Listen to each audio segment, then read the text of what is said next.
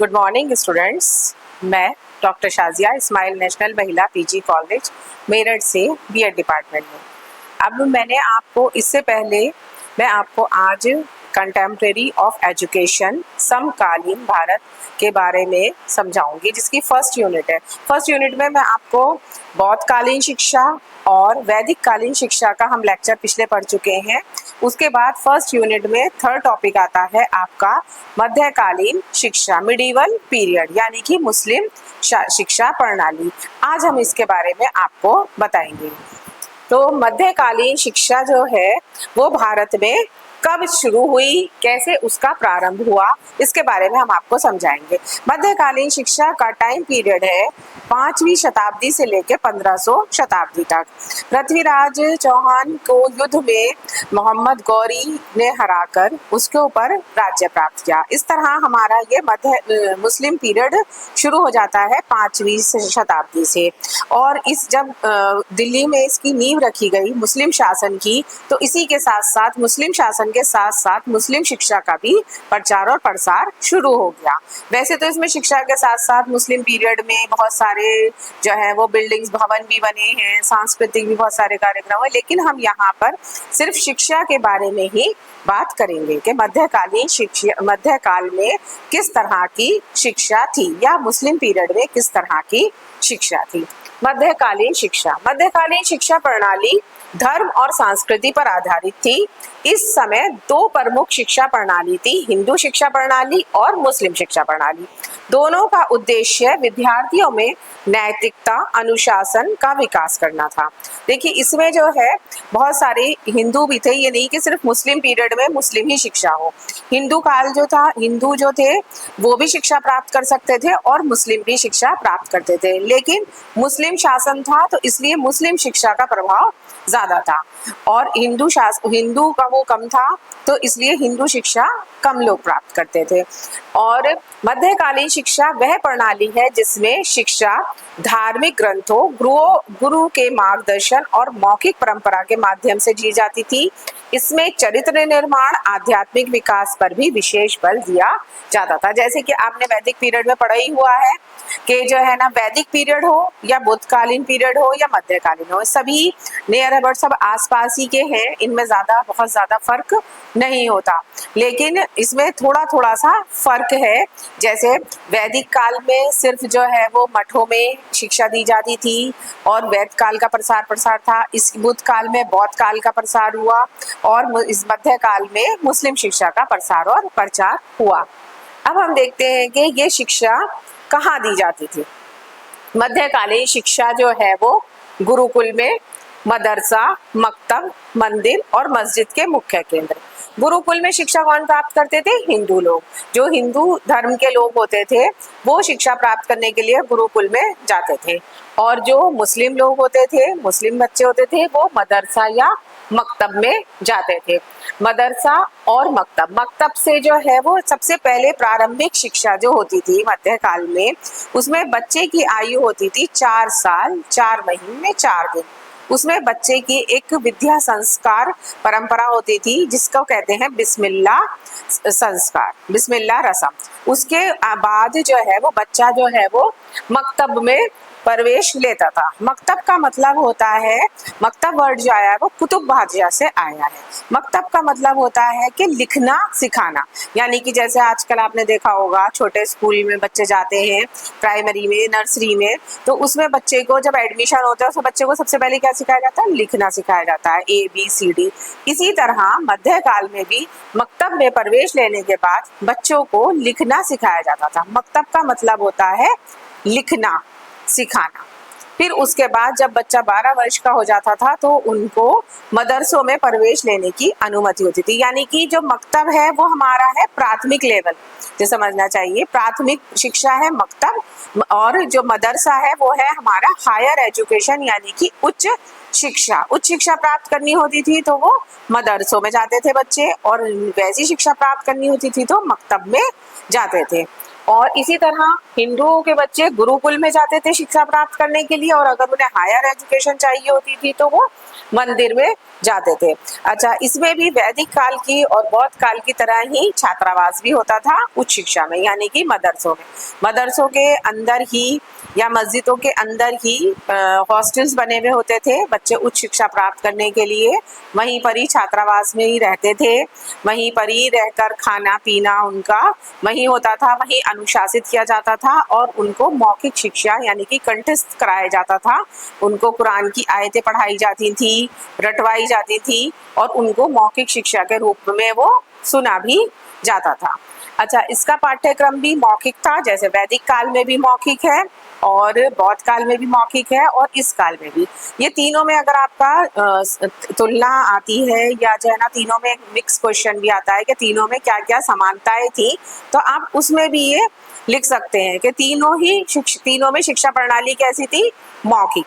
लिखने की अभी कोई वो नहीं थी, कोई सी भी आगे हमें क्लास में अगर एडमिशन लेना होता था या पास होना, जैसे आजकल हम दूसरी शिक्षा क्लास में जाने के लिए एग्जाम होता है, तो इसमें इस तरह की कोई प्रथा नहीं थी। इसमें सिर्फ हमने रटा सुनाया और अपनी उसकी गुरु के ने जो हमारा ओरल टेस्ट लिया है, जो हमें सुना है, उसके अनुसार ही वो हमारा क्लास में प्रमोशन कर दिया करते थे, नेक्स्ट क्लास में कर दिया करते थे।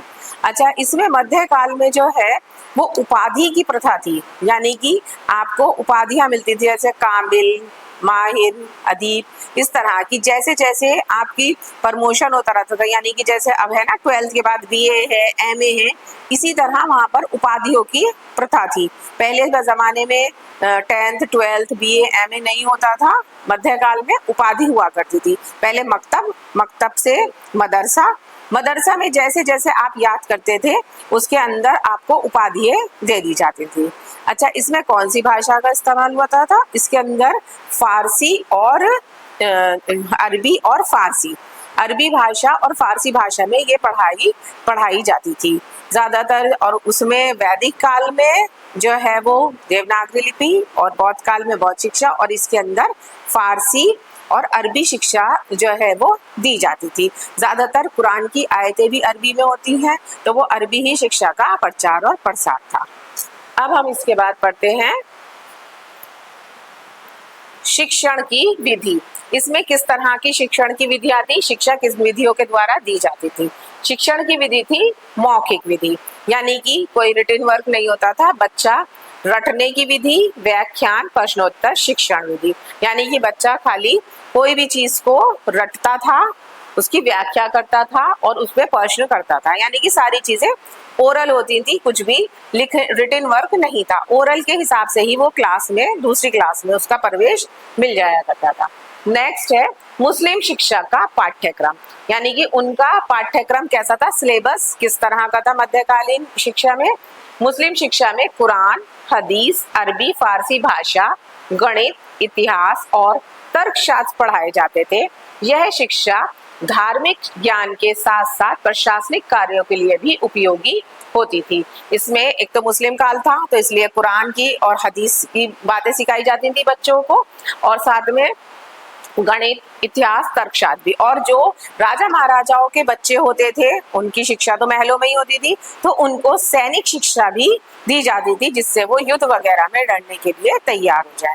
ये तो एक साधारण बच्चों की शिक्षा हो गई, और जो राजा महाराजाओं के बच्चे होते थे उनको शिक्षा जो है सैनिक शिक्षा भी दी जाती थी साथ में। नेक्स्ट है हमारा इसके उद्देश्य, यानी कि मध्यकालीन शिक्षा के उद्देश्य क्या क्या थे। मध्यकालीन शिक्षा का सबसे पहला उद्देश्य था धार्मिक ज्ञान का प्रसार, यानी कि जो उनका मुस्लिम पीरियड था, तो वो ये चाहते थे कि उनका धर्म का सबसे ज्यादा प्रसार और प्रचार हो शिक्षा के द्वारा। जितने लोग जो है वो मुस्लिम शिक्षा प्राप्त करेंगे, इतना ही उनके धर्म का प्रचार और प्रसार होगा। उस समय शिक्षा का मुख्य उद्देश्य धार्मिक ग्रंथों का ज्ञान प्रसारित करना था, जिससे छात्रों का जीवन नैतिक और आध्यात्मिक दिशा में आगे बढ़े। नेक्स्ट है हमारा नैतिक मूल्यों का विकास, यानी कि बच्चे में नैतिक मूल्य किस तरह से बढ़ाएं, किस तरह से उनके अंदर जागृत करें। ये शिक्षा एक बड़ा उद्देश्य छात्रों में ईमानदारी, करुणा और सामाजिक आदर्शों का विकास करना था ताकि वो एक अच्छे नागरिक बन सके। जब उसके अंदर नैतिक मूल्य होंगे तो जाहिर बात है, और नैतिक मूल्य जो है वो आपका वैदिक काल में भी है और बौद्ध काल में भी है। चरित्र निर्माण भी दोनों कालों में है, सभी के ही वैसे ही है उद्देश्य भी। छात्रों के चरित्र का निर्माण किया जाता था ताकि वे समाज में अपने कर्तव्यों को समझें और ईमानदारी से निभाएं। नेक्स्ट है हमारा समाज के नियमों का पालन सिखाना, यानी कि जिस समाज में हम रहते हैं उसमें जीवन जीने के लिए हमें किन किन बातों को सीखना जरूरी है, ये भी हमें मकतब में सिखाया जाता था। शिक्षा का उद्देश्य था कि छात्र सामाजिक नियमों का पालन और परंपराओं का सम्मान करें और उनका पालन करें। नेक्स्ट है प्रशासनिक कार्यों के लिए शिक्षा। छात्रों में प्रशासनिक पदों के लिए तैयार किया जाता था ताकि वे राजकीय कार्यों में भी दक्ष हो सके, यानी कि जिनको फारसी आती थी उनको प्रशासनिक कार्य, यानी कि जैसे आजकल की गवर्नमेंट है, इसी तरह जब वहाँ राजा महाराजाओं के दरबार में उन्हें सर्विस मिला करती थी और उनको राजा महाराजाओं के यहाँ काम करने के लिए फारसी भाषा जरूरी थी, तो इसलिए वहाँ पे पदों पे करने के लिए उन्हें प्रशासनिक कार्यों को भी शिक्षा दी जाती थी, जिससे लोग जो है वहाँ पे भी जॉब उन्हें मिल सके। नेक्स्ट है भाषा और साहित्य का ज्ञान।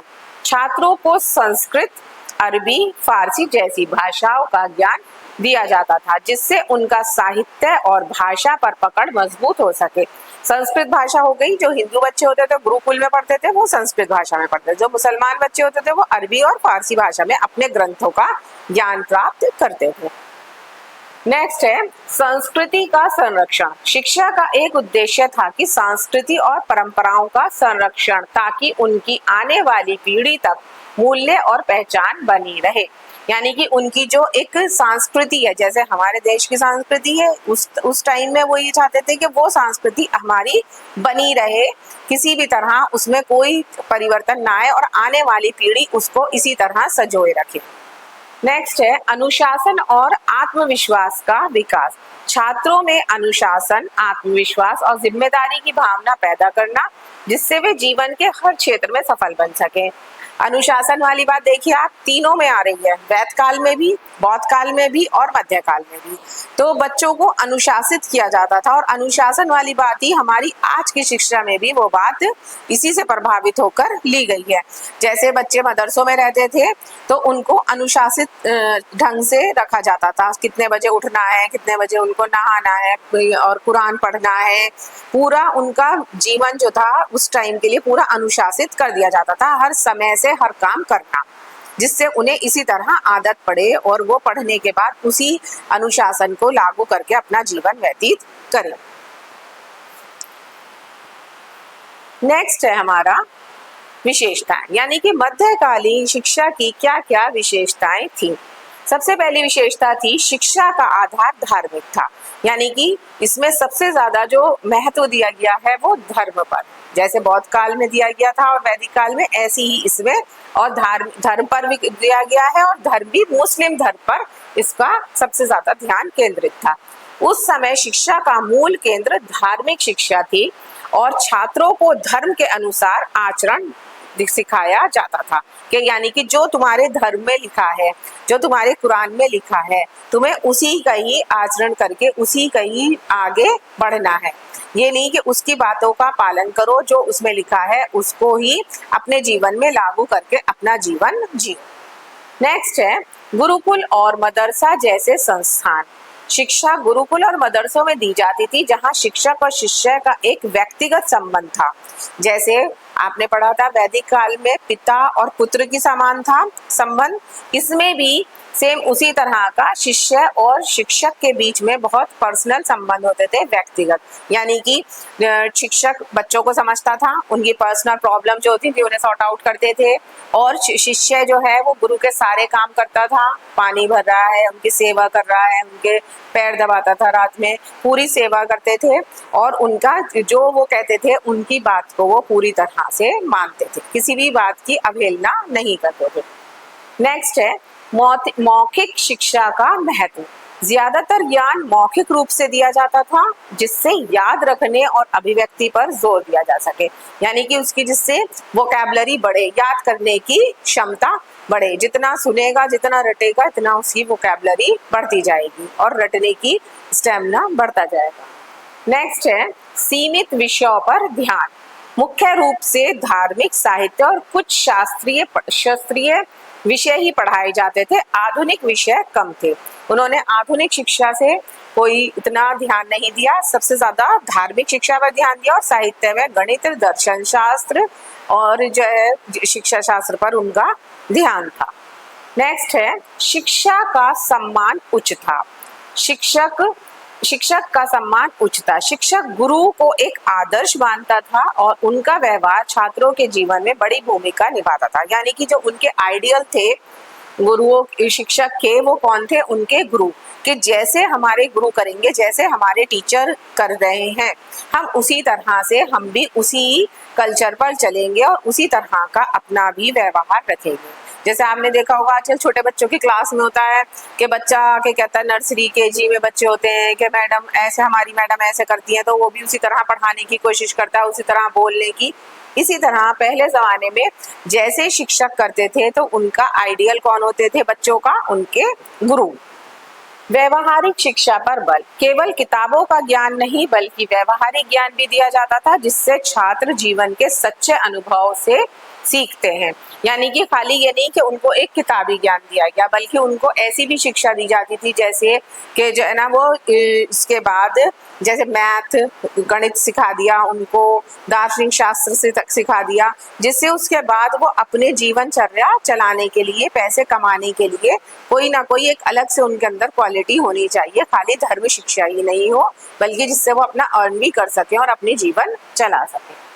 नेक्स्ट है अनुशासन और ध्यान केंद्रित करना।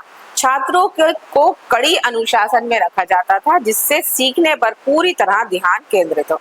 जब बच्चा पूरी तरह अनुशासित रहेगा, समय से उठेगा, समय से खाएगा, समय से पढ़ेगा, तो उसका ध्यान क्या होगा? अपने पूरा ध्यान जो है उसका पढ़ने में लगा रहता है। तो उसका ध्यान केंद्रित करने के लिए उसको एक कड़े अनुशासन में रखा जाता है। कड़ा अनुशासन तो वैदिक काल में भी रहा है और मध्यकाल में भी है और बौद्ध काल में भी है। तीनों में ही अनुशासन पर बहुत ज्यादा ध्यान दिया गया है। व्यक्तिगत शिक्षा पर जोर। हर छात्र को उसकी जरूरत और क्षमता के अनुसार व्यक्तिगत ध्यान दिया जाता था, ताकि हर व्यक्ति का विकास हो सके। यानी ये नहीं कि सारे छात्रों को एक साथ पढ़ाया और छुट्टी कर दी। हर बच्चे से एक अलग अलग करके सुना जाता था, पर्सनल, के मौखिक रूप से तुमने ये याद किया है तो अब तुम इसे सुनाना है। एक एक बच्चे पर अलग अलग ध्यान था। ये नहीं कि सबको एक साथ पढ़ाया और छुट्टी। हर बच्चे का व्यक्तिगत रूप से ध्यान दिया जाता था। नेक्स्ट आता है हमारा इसके दोष। देखिए हर प्रणाली में गुण भी होते हैं, दोष भी होते हैं। उसके बाद जो है ना वो एक टाइम आता है चरम पीरियड के, वो बहुत ज्यादा उसका विकास होता है, फिर उसके बाद उसकी कमियां होने लगती हैं और उन्हीं कमियों को दूर करने के लिए एक नई परंपरा जागृत हो जाती है। तो इसी तरह मध्यकालीन पीरियड में भी दोष हैं। जैसे बौद्धकालीन के दोष थे, उनको देख के मध्यकालीन हुआ। अब मध्यकालीन के बाद आपका दूसरा पीरियड शुरू हो जाएगा। तो दोष क्या है? शिक्षा सीमित थी। उस समय शिक्षा केवल चुनिंदा वर्गों तक सीमित थी और यह सभी वर्गों तक नहीं पहुंच पाती थी। यानी कि जो शिक्षा सभी को मिलनी चाहिए वो सभी को ना मिलके, बल्कि जो कुछ जैसे राजा महाराजाओं के बच्चे होते थे उनको शिक्षा ज्यादा अच्छी दी जाती थी। जो उससे नीचे वाले वर्ग होते थे उनको मकतब और मदरसों में हर बच्चे को शिक्षा प्राप्त करने का अधिकार नहीं था। नेक्स्ट है विज्ञान की शिक्षा कम थी। उस टाइम में विज्ञान और गणित जैसे विषयों का अध्ययन बहुत कम होता था, जिससे छात्रों का दृष्टिकोण सीमित रह जाता था। उस टाइम धार्मिक शिक्षा पर ज्यादा ध्यान था, विज्ञान और गणित के विषयों पर ध्यान तो दिया जाता था लेकिन बहुत कम, इतनी ज्यादा वो नहीं थी। सिर्फ कुरान की आयतों पर और कुरान में बताए चीजों के ऊपर अमल करने की ज्यादा ध्यान दिया जाता था। स्त्रियों की शिक्षा में कमी थी। उस टाइम में जो थी पर्दा प्रथा बहुत ज्यादा थी, तो इसलिए स्त्रियों की शिक्षा बहुत कम ही, क्या ना की बराबरी माने। जो बच्चे छोटी होती थी वो तो मकतब में चली जाती थी 5, 6, 7, 8 साल 10 साल की उम्र तक, उसके बाद उनको भी आगे एडमिशन की परमिशन नहीं थी। राजा महाराजाओं की जो लड़कियां होती थी उनको भी वहीं महलों में जाके थोड़े टाइम के लिए पढ़ाया जाता था, फिर उनकी भी पढ़ाई लिखाई बंद हो जाती थी क्योंकि पर्दा प्रथा बहुत ज्यादा थी। नेक्स्ट है जाति भेदभाव था। शिक्षा जाति और वर्ग के आधार पर विभाजित थी, जिससे समाज में भेदभाव बना रहा। यानी कि जो मुस्लिम होते थे उनको प्रेफरेंस दी जाती थी, जो और धर्म के लोग होते थे उनको शिक्षा का इतना अधिकार नहीं था। आधुनिक विषयों का अभाव था। उस समय कला, विज्ञान और प्रौद्योगिक जैसे आधुनिक विषयों पर कमजोर था, जिससे छात्रों का ज्ञान पुरानी धारणाओं पर आधारित था। यानी कि कोई नई चीज नहीं करी, बल्कि जो है ना, जो चीजें थी सिर्फ उन्हीं पर, कला पर, विज्ञान पर ध्यान दिया गया, लेकिन बहुत कम जो था उसमें कोई नया इनोवेशन, नया कुछ नहीं करा गया, बल्कि पुरानी तकनीक से ही उनको सारी चीजें सिखाई गई। रटने पर जोर था। शिक्षा में ज्यादा ध्यान रटने पर, याद करने पर था, ना कि समझने और सोचने पर, जिससे गहरी समझ का अभाव था। यानी कि वो उसकी अपनी जो IQ थी वो कुछ नहीं थी, वो सिर्फ जो उसने सुना वो रट के और बच्चा सुना दिया करता था। इसके बाद है स्वतंत्र सोच की कमी। छात्रों को स्वतंत्र रूप से सवाल पूछने का या नए विचार रखने की इजाजत नहीं थी, जिससे उनकी रचनात्मक सीमित होती थी। उन्होंने मतलब वो फ्री होके कोई भी सवाल नहीं पूछ सकते थे अपने गुरुओं से। उन्होंने जो सुना वही वो आगे रट के सुना दिया करते थे, उसमें अपना कोई क्रिएटिविटी नहीं थी, अपना कोई नया सवाल नहीं कर सकते थे। नेक्स्ट है प्रगति धीमी थी। यानी कि उनकी जो याद करने की, काम करने की जो थी, क्योंकि वो अपनी क्रिएटिविटी नहीं थी, सिर्फ रटावा सुना हुआ था, तो प्रगति धीमी थी। नई खोजों और आधुनिक विचारों के अभाव में सामाजिक और भौतिक प्रगति बहुत धीमी थी। अब आते हैं हम आधुनिक शिक्षा पर इसका प्रभाव। आज की जो आधुनिक हमारी शिक्षा है उस पर मध्यकालीन शिक्षा का क्या प्रभाव है, मध्यकालीन शिक्षा से क्या क्या चीजें प्रभावित हुई हैं जो हमारी आज की नई शिक्षा नीति में ली गई है। उसमें है नैतिक शिक्षा का महत्व बढ़ा। आज भी नैतिक मूल्यों पर आधारित शिक्षा को एक मजबूत आधार माना जाता है, जिससे छात्रों में ईमानदारी, सामाजिक और जिम्मेदारी विकसित होती है। यानी कि जो नैतिक शिक्षा का जो मंत्र है वो हमारा मध्यकाल से आया है। उस टाइम में भी नैतिक शिक्षा का महत्व था और आज भी नैतिक शिक्षा का महत्व बना हुआ है। नेक्स्ट है शिक्षक का सम्मान आज भी जरूरी है। जैसे मध्यकाल में शिक्षक का सम्मान बहुत ज्यादा था, गुरु का सम्मान बहुत करते थे, शिष्य हर बात गुरु की मानते थे। उसी तरह आज के काल में भी शिक्षकों का सम्मान और आदर आज भी शिक्षा का एक अहम हिस्सा है, जिससे सीखने का वातावरण मजबूत होता है। और अनुशासन का महत्व, पहले जमाने में भी, मध्यकाल में भी अनुशासन में बहुत ज्यादा महत्व था, और आज भी आपने देखा होगा बच्चा टाइम से स्कूल जाता है, टाइम से उठेगा, तो वही बच्चा जो है वो जिंदगी में कामयाब होता है, जो बच्चे अनुशासित होते हैं। तो अनुशासन की नींव जो है वो कहाँ से रखी गई है? इसी वैदिक काल, बौद्ध काल और मध्यकाल से ही रखी गई है। आज की शिक्षा में अनुशासन को एक मजबूत नींव माना जाता है, जिससे छात्र अपने लक्ष्यों पर ध्यान केंद्रित कर पाते हैं। अगर कोई भी चीज अनुशासित नहीं होगी तो सब कुछ अस्त व्यस्त हो जाएगा। हम कभी भी उठेंगे, कभी खाएंगे, कभी पढ़ेंगे, कभी नहीं पढ़ेंगे। तो जीवन में अनुशासन बहुत महत्वपूर्ण होता है। नेक्स्ट है संस्कृति और परंपराओं का ज्ञान। आज भी हमारी शिक्षा में संस्कृति और परंपराओं का एक महत्वपूर्ण स्थान है, जिससे हमारी पहचान बनी हुई है। हमारी भारत की जो संस्कृति है उसकी पहचान क्या है? हमारे भारत की पहचान क्या है? हमारे यहाँ की संस्कृति और हमारी परंपराएं, जो कि वैद काल से लेकर और आज तक हमारी शिक्षा में ली गई है। चाहे वो वैदिक काल हो, बौद्ध काल हो या मध्यकालीन शिक्षा हो, सभी में संस्कृति को बहुत महत्व दिया गया है और वो आज तक भी दिया जा रहा है हमारी आज तक की शिक्षा। मूल्य शिक्षा का समावेश, आज के पाठ्यक्रमों में मूल्य शिक्षा का समावेश किया जाता है, जिससे छात्र जीवन में सही और गलत का फर्क समझते हैं। मूल्य शिक्षा पहले भी थी और आज भी हमारी मूल्य शिक्षा है, जिससे बच्चों को सही और गलत की पहचान हो सके। नेक्स्ट है व्यक्तिगत ध्यान का महत्व। आज की शिक्षा में छात्रों को व्यक्तिगत ध्यान दिया जाता है, जिससे उनकी शिक्षा, उनकी विशेष जरूरतों और क्षमताओं का विकास होता है। परंपराओं का सम्मान आज भी मौजूद है, यानी कि व्यक्तिगत ध्यान। बच्चा अगर क्लास में हम एक एक बच्चे को चेक करते हैं, एक एक बच्चे की फाइल चेक होती है, एक एक बच्चे का वर्क चेक होता है, कॉपी चेक होती है, छोटे बच्चों की क्या और बड़े बच्चों की क्या। तो उसी तरह से जैसे पहले जमाने में होती थी, तो वही चीज हमारी आज की शिक्षा में भी ली गई है। अगर हम बच्चे के ऊपर पर्टिकुलर ध्यान नहीं देंगे तो हमें पता ही नहीं चलेगा कि क्लास में कौन इंटेलिजेंट है और कौन बच्चा बुद्धू है। तो इसलिए हर बच्चे की जब पर्सनैलिटी का विकास करना है, व्यक्तित्व का विकास करना है, तो उसके लिए हर बच्चे पर ध्यान देना बहुत ज्यादा जरूरी होता है। नेक्स्ट है हमारा, परंपराओं का सम्मान आज भी मौजूद है। भले ही शिक्षा आधुनिक हो रही हो, लेकिन हमारी परंपराओं का सम्मान और उनका संरक्षण आज भी हमारी शिक्षा का हिस्सा है। हमारे देश की जो संस्कृति है, हमारे देश की जो परंपरा है, वो आज भी हमारे शिक्षा में भी मौजूद है। और हम किसी भी देश में चले जाएं, हम भारत के लोग अलग ही पहचाने जाते हैं अपनी संस्कृति और अपनी परंपराओं की वजह से। क्यों? क्योंकि हमारी शिक्षा में वैदिक काल से लेकर अब तक जो है वो परंपराओं का समावेश रहा है। सामाजिक शिक्षा और सहिष्णुता का विकास। आज की शिक्षा छात्रों में सहिष्णुता, विविधता का सम्मान और सामाजिक समझ विकसित करती है, जिससे वे एक बेहतर और एकजुट होकर समाज का हिस्सा बन सके। सामाजिक शिक्षा और सहिष्णुता दोनों ही चीजों का समावेश हमारी शिक्षा में होना चाहिए।